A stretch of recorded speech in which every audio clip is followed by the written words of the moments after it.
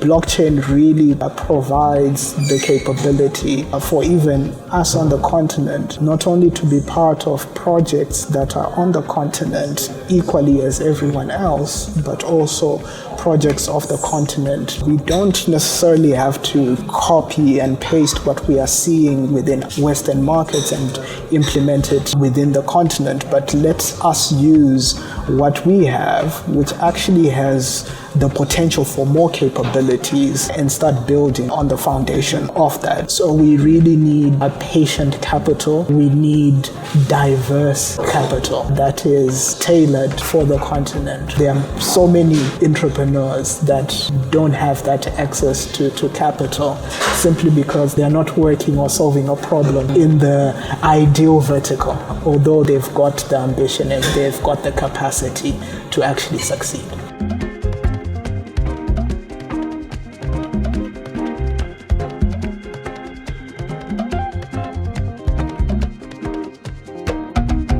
Hello everyone and welcome to yet another episode of the My Tech Story Africa podcast. My name is Alice Kanjejo and today we are in Johannesburg. Not only are we in Joburg, we are at Workshop 17 in Sandton. Now Workshop 17 has been our location partners for our South Africa series and we are so blessed to be working with them. Today we are talking to a special guest and his name is Nzwisisa Chidembo. I'll give him the opportunity to introduce himself. Hi Alice, my name is Nzwisisa Chidembo. Everybody calls me Nzwi, and I'm a technologist who's been working within the industry for the last 18 plus years. I started working when I was 16, so I started quite early. Wow. But at the same time, that's when I started university as well, doing computer science as well as business. Wow. So yeah, that's a bit about myself. I think that is a very, very humble way to introduce yourself, given the wealth of experience that you've given into the African ecosystem. Yes. But that is why we are here to unpack. And so welcome to the podcast. Thank you. Nzwi, you were exposed to innovation early on through your father's work in Telecom. So how did that shape your approach to building tech in infrastructure limited environments like the African context? Yeah, so for me, I think it was a really interesting experience seeing my father work in a technology-centric business in Africa, rolling out telecommunications at such an early stage. So for us who were very young within the family, moving from landline communication to a cell phone, it was something that was really amazing technology. Yeah. And we were all very excited to be able to hold a cell phone, make a phone call, communicate with people all over the place. It was very early on. It was really early on, but just seeing Africans driving that innovation, having that type of ambition to say, okay, we're gonna roll out this business within our home country. But not only that, we're going to start scaling it to other African countries. But not only that, we're going to scale it off continent. Seeing that journey was really motivational to me. But not only that, but also seeing the challenges made me appreciate the sacrifices that founders have to make in order to see through their vision, because it wasn't easy. And seeing him and the rest of the team going through those struggles really made me appreciate that it's not easy to be on the forefront of pushing innovation. However, it is worthwhile when the dream is realized at the end of the day. No, I think that is a very powerful statement. You've mentioned the struggles that founders do go through and the sacrifices, because it is a journey that includes a lot of sacrifices that are somewhat sometimes unique to the individual's experiences and backgrounds. And so it was, interesting for you to be able to also be at the forefront and be able to engage with that interaction so closely. And so on to my next question, really, when it comes to payments, because that's where you've cut your teeth in for all these years. So from your early experiences with mobile payments in Zimbabwe and working with IBM Watson, what did those experiences teach you about adapting global technology to hyperlocal needs? Yes, so I started with mobile payments from a research perspective. So I did quite a lot of research and sought out leading entrepreneurs who were pushing mobile payments in sub-Saharan Africa. Ended up writing a book around that as well. Just getting to understand adoption adoption trends on the continent. And what I started realizing, this was more so an appreciation of technology, that it's not only an equalizer, but it can be an accelerator. What we witnessed was that in Western markets where, for instance, card payments were quite popular and were used by the masses, we quickly realized that there were certain capabilities that were not embedded within card payments that were available within mobile payments. And so instead of looking at card payments as an advanced payment channel, we quickly realized that no, mobile payments can actually be way more advanced because of the ability to integrate it into everyday life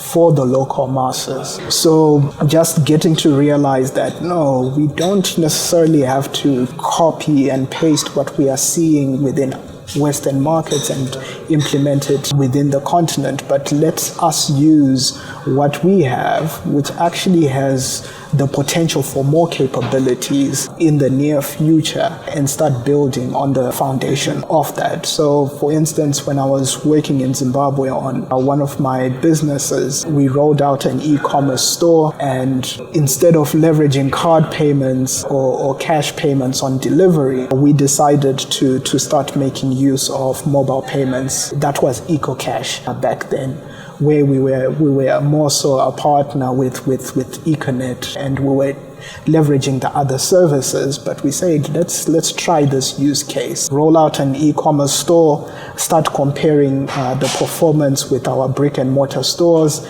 and see how it turns out. And to our surprise, we saw the e-commerce store performing better than the brick and mortar stores. Mm-hmm. And this was very early on. This made me realize that e-commerce is possible on the continent, but leveraging different payment channels. But also it made me realize that there is the ability to build trust within the community, because that was our biggest concern, to say, will someone actually send us money via e-commerce, not via mobile payment channels, for a product that they haven't actually seen? But we saw that by us building up the brand within the specific market and building that rapport, when we provided that other channel, the customers were willing to take it up and start using a different way of acquiring a product, which was e-commerce, but leveraging mobile payments as a payment channel. That's interesting. And so where within this journey did we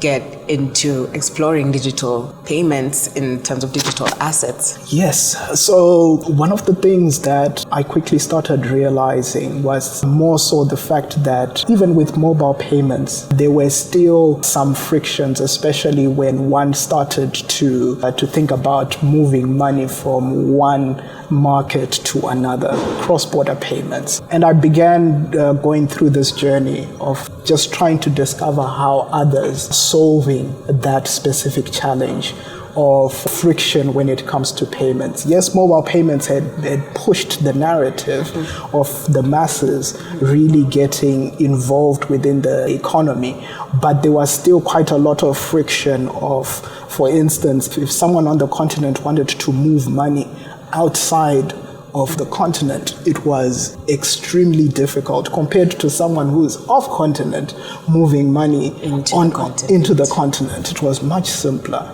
And I just started wondering who might be solving some of these challenges with friction. And through that journey, that's when I came across the Bitcoin white paper soon after Ethereum was launched, and that opened up my mind to this reality that one can actually create their own ecosystem within an existing digital asset ecosystem for their own use cases. And that's when I knew that, okay, this can be much bigger, and this is more so very internet native in terms of payment methodology. Mm-hmm. So that really got me intrigued into learning about the technology behind it, the people behind it. Of course, some of them do not want to expose themselves, including the generator of Bitcoin.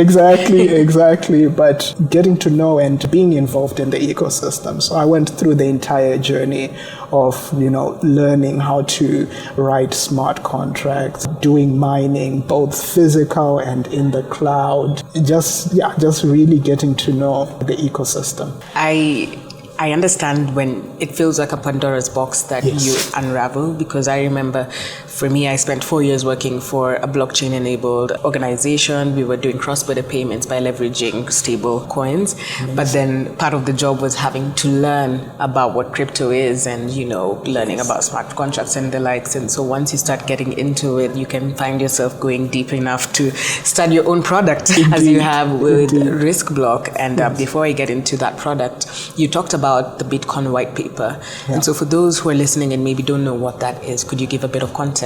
Yeah, so this is it's an interesting way of communicating the thought process behind a specific project. So with Bitcoin, basically they drafted a paper detailing the inner workings of the blockchain network itself, as well as the digital asset that was going to sit on that blockchain. So just understanding how the cryptography works, how block systems work, and how the immutability of digital assets and the record thereof actually work as well. So it can get quite technical. Some people can go into the cryptographic world and really get to know how they keep the network secure. So it's just a paper to really understand how that technology works from the ground up. And it speaks to more so the openness of not having a black box, a solution used by the masses, but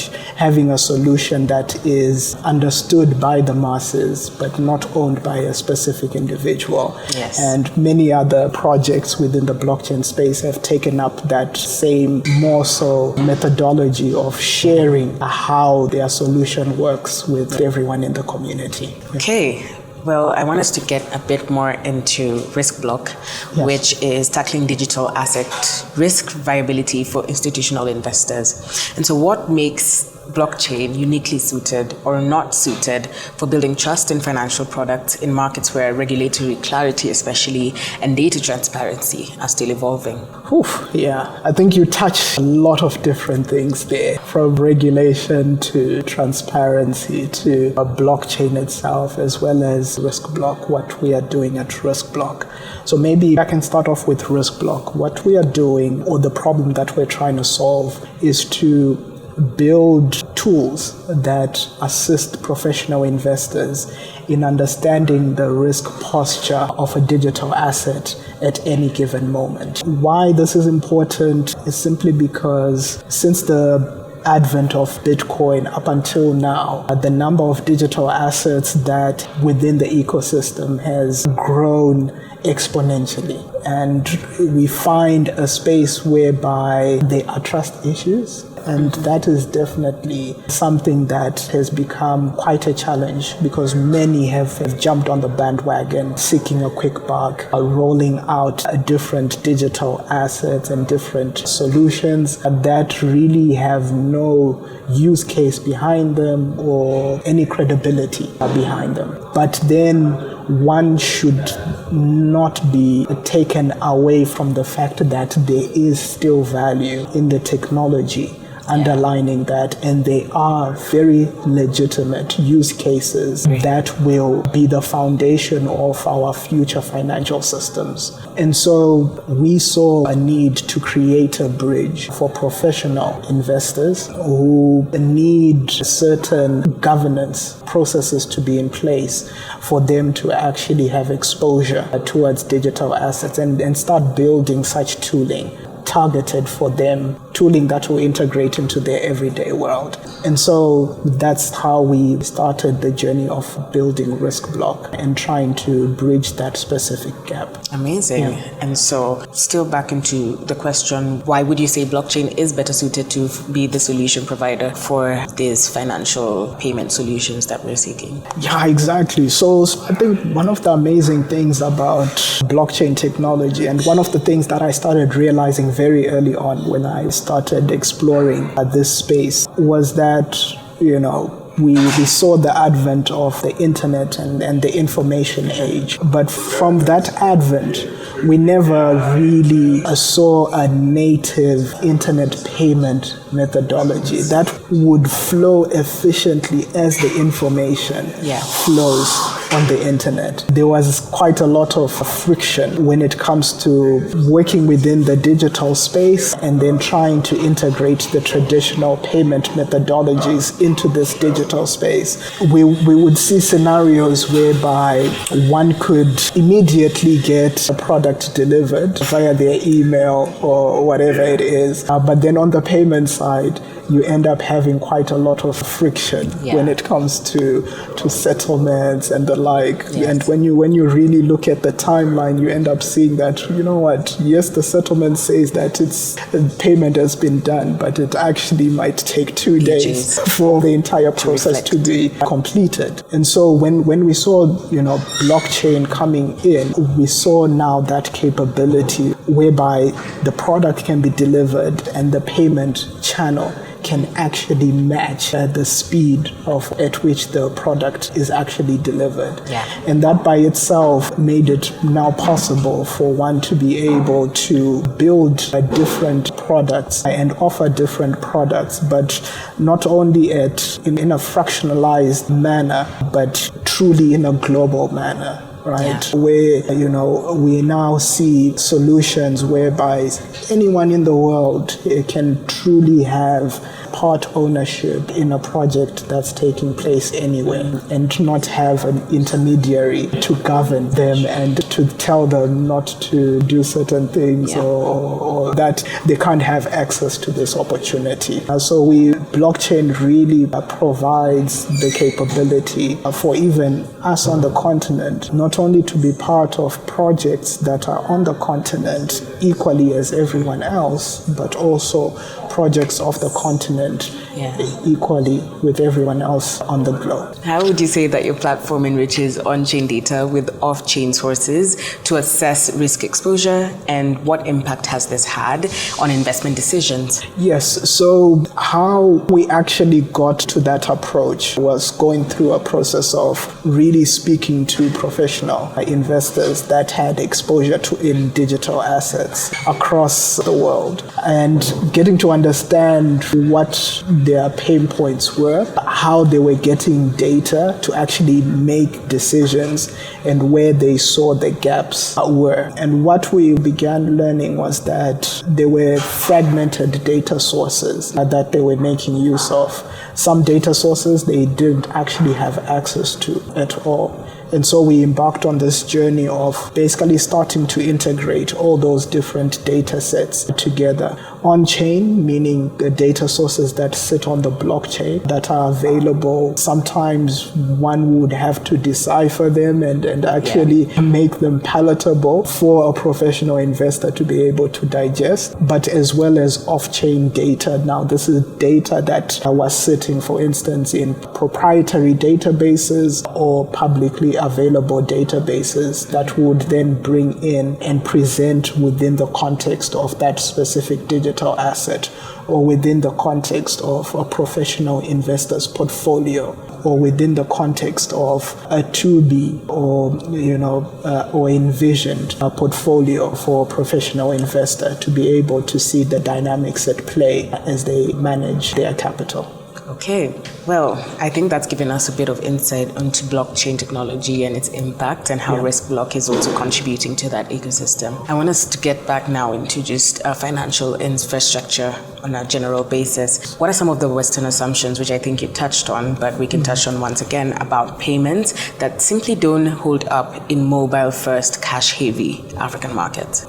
So one of the key challenges is more so the fragmentation of our markets. It's when one moves from, for instance, South Africa and just moves up the border to Zimbabwe or to Botswana, one can quickly discover that, maybe the mobile payment platform is very different. The foreign exchange rules are very different.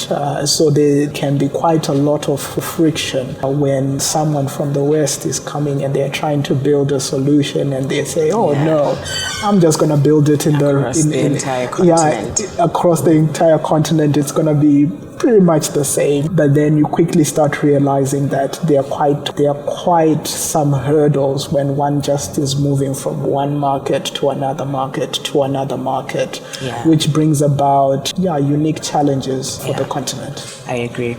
And what local behaviors would you say are often overlooked by traditional product teams, and how can embracing those behaviors unlock better inclusion? I think one of the most important things is more so really getting your hands dirty and going to the foundation and speaking to the people on the ground. What has been quite interesting to me over time is just interacting with other founders, getting to realize how in touch they are with their customer base on the ground. Tends to tell me how successful they end up being when it comes to building traction within their businesses. And so I think it goes back to the previous scenario about scaling from market to market. One really has to be invested within their market, really get to know the people on the ground for them to be able to scale their solution. And you start finding that there are certain dynamics at play depending on the vertical. If one, for instance, is focusing on fintech, it might be a bit smoother. If someone is maybe focusing on agri-tech, one has to start putting a bit more effort within that space to really get to understand their user base. So it's more so really just being on the ground and speaking to that customer base and having that frequent communication, almost embedding yourself into their lives. That's when one can really get that a good product market fit at the end of the day. You've worked across telco, AI, blockchain, and VC throughout your career. So how do you connect these dots when thinking about solving problems at scale? So I've been very fortunate to work with very ambitious individuals, right? So for instance, when I went into VC, the ambition was to build and scale 150 tech-enabled startups in 3 years. So already when you embark on that journey, you are moving at a different speed. Yes. When I worked in the AI space, I was also working with some very ambitious individuals who were already working with really big organizations and looking to use their access into market to roll out AI solutions. And so already that geared me in a different way. So what I learned was, when you're starting from zero, it's being able to roll out a solution as quickly as possible that is actually functional. But at the same time, as you are working on that, you're already thinking about scale. You're already thinking about, this is only gonna take me this far, and I'm gonna have to chuck it out and build scale, and already starting to think about partners to be able to assist with that scaling journey. So for instance, when I was working in AI, it was still very early on before OpenAI came and just took over the scene, and we basically as a team started working with IBM, who were pushing the agenda with IBM Watson and looking at how to integrate IBM into the traditional customer experience solutions that were there for enterprises to access. So we didn't have to go in selling a completely new solution within the enterprise space, but we were selling an extension of what they already had and saying, hey, we are trying out this solution. Do you want to, for instance, build a chatbot that is powered by AI? Or do you want to introduce sentiment analysis for your voice calls or your voice recordings? And then basically starting to introduce the enterprises to AI in a manageable way. So that is how I really started learning of how to build something from zero, but be able to scale it on the continent by, starting from zero, but already having the plans in mind and building in scale from day one. Would you say it was also a good idea to be as ambitious as you were? Yes, definitely. Because I think it was, for me, it was exciting. It was a challenge, saying that, okay, no one has really done this at this scale, and we are a team that's doing it. Let's go for it, and let's see how far we are able to push that lever. So it was, I would say it's been a very exciting journey. And you also get to learn how to work fast. You also learn certain methodologies of how to also build fast and build at scale for the continent. As someone who supported founders both at Nz Capital and 54 Collective, which was formerly Founders Factory Africa, what do African entrepreneurs actually need from investors that they're not currently getting? Aside from funding. I like how you say besides funding. That's where I actually want to start, because I would say that capital itself is very important. I think we tend to take it for granted. But when we do look at other markets, we start seeing just how small the pie is that's available for the African continent. And that has certain implication. For instance, when there's a small capital allocation, you'll find that capital will tend to flow towards the same vertical. The reason why we see such a large concentration in fintech, because fund managers are looking for returns, and they already have that view to say, okay, if I put my money on the continent, where can I get those returns? And then you start finding that funding pooling in a specific vertical where there's the highest likelihood of getting that return. So that already has an impact in that founders who are working in certain verticals that would succeed if they had more access to capital will actually not get that support, leaving the continent behind in terms of development compared to other markets across the world. So that, for me, that has been one of the challenges that I've seen, in that, we don't really have a diverse capital pool on the continent. We have capital that's flowing in one direction and leaving out so many other opportunities for development on the continent. And also the challenge of just patient capital, I feel, is still there. We need to have a different pace of development and expansion into other markets. Just from an investor perspective, when it comes to the continent, sometimes you witness that it's really not palatable to look at a startup and think that it will reach unicorn status in 2 years or 3 years, like what we see in other larger markets. So we really need a patient capital. We need diverse capital that is tailored for the continent, for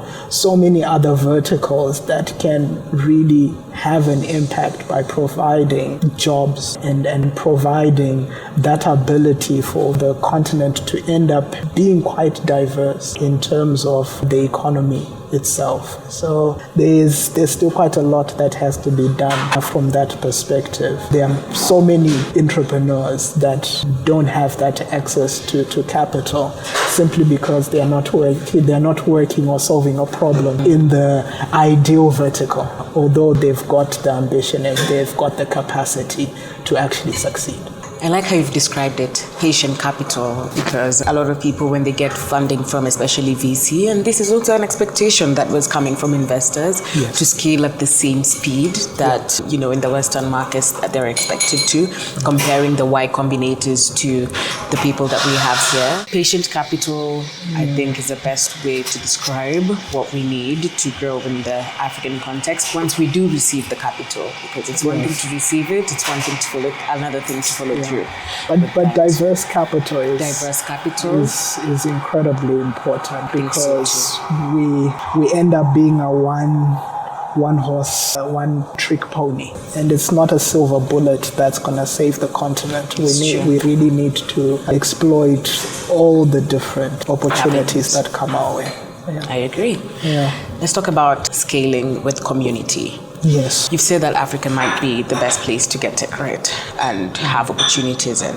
So what makes it such a powerful testbed, and how have communities and community building shaped the success or failure of what you've built? Oh, wow. So, this is a really interesting question, because I witnessed the importance of community very early on. As I said, when I was building an e-commerce store that was running on mobile payments, one of the journeys that I took was really getting to understand how a mobile network operator builds an agent network. I actually became an agent myself, just to be part of the community and get to know how that system actually works. And for me, immediately it was quite evident that this is actually a community that has been the key driver of adoption and access to mobile payment capabilities. And so,